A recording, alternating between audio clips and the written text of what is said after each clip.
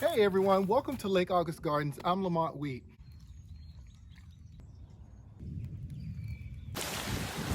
March is a perfect time to get all of your final spring bed preparation done. And that's what we'll be doing today. Let's get into it.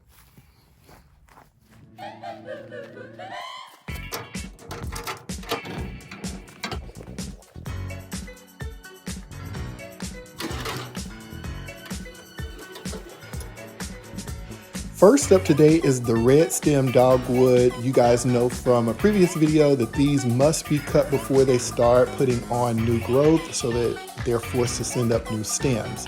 Those stems turn red in the winter and provide a lot of interest. These were old and needed to be removed, so they're going first. All right, we got pretty much most of those red twig dogwoods trimmed, and you can see we left some of the newer growth. So this should really flush out nicely and be manageable. You can see there is the red bud tree that we were able to salvage. It's looking great. Now it seems like a tedious process, but I promise you the results are so beneficial. I am now taking all of the trimmings from the red stem dogwoods, feeding them into our chipper mulcher, and this will provide some free mulch for those new beds that we're putting in. Mulch is really important in your beds, especially in our area, because it really retains a lot of moisture. Over time, those chips will break down and enrich the soil. And yes, I move around a lot, so I had to put on my sweat rag. So I do want to say that we were able to get about 3 bags of mulch from these cuttings, and this is going to go a long way. So this is another area of red stem dogwoods that I will be cutting down to about maybe a foot above the ground. These were cut back a year or so ago, so you can see how much they grew in a year. And so I want them to be just slightly above this boulder here. So I'll cut those down now and add them to our mulch. When pruning your red stem dogwoods, it's advised to prune them maybe just above the ground because that's where all the new growth will flush out. And if you have pruned them before and you have new growth on them already, it's advised to prune away 1/3 of that new growth each year to promote more dense growth habits in the red stem dogwoods, which will make them more visible in the winter months when those stems are they're bright red. This should be more even as it fills in around this boulder. One of the other projects that I'm working on, there's 2.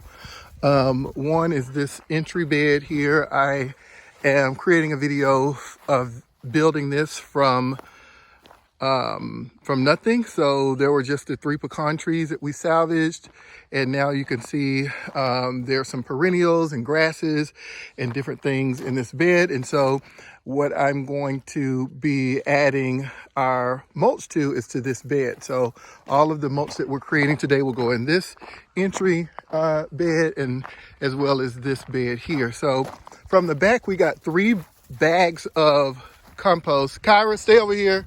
And you too, Buck. So we're going to be finishing adding the mulch here. You can see I got the 3 bags. That's probably going to give me another bag. And we'll finish this as a bed here in the entrance as well that has more red stem dogwoods as well as butterfly bushes. So I'm going to go ahead and get to work.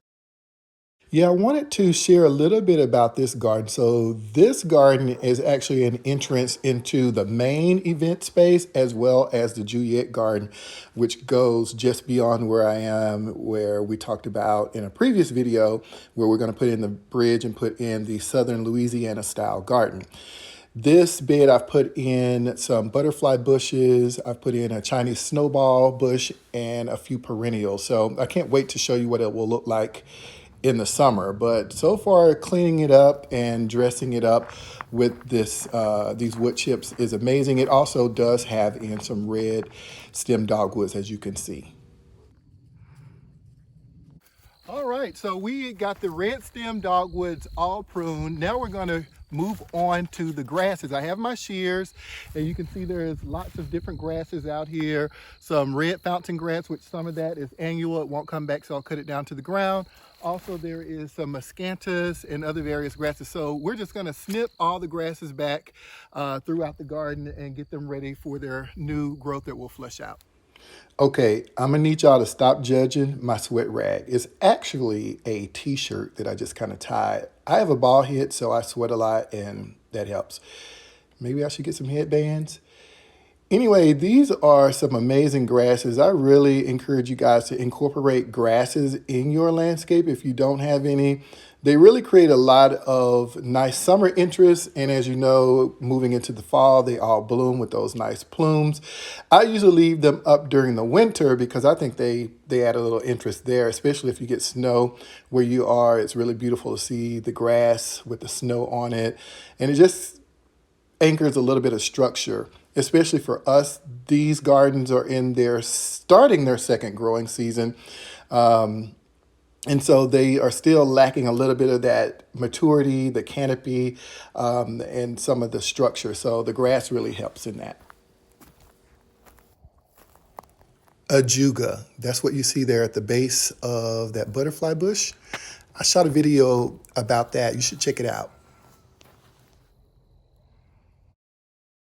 Now what I'm doing here is I have taken the loppers and I am trimming back the butterfly bush. These are some really big giant purple butterfly bushes. I figured since I'm cutting the grass, I also cut it a Caryopteris back. I should go ahead and cut the butterfly bushes as well. Again, I do have a variety of different grasses in here, and some of them won't come back. Just there behind me blooming is the winter honeysuckle. They are just starting. They're one of the first bushes to bloom throughout the late winter going into spring, but this whole space will be lit up in another month with all the blooming trees, the tulips, daffodils, and other perennials.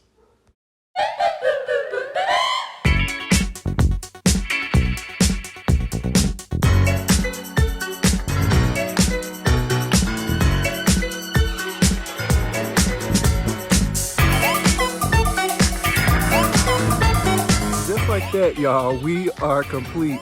Thank you so much for tuning in. Please subscribe to our channel and we will see you in the next video.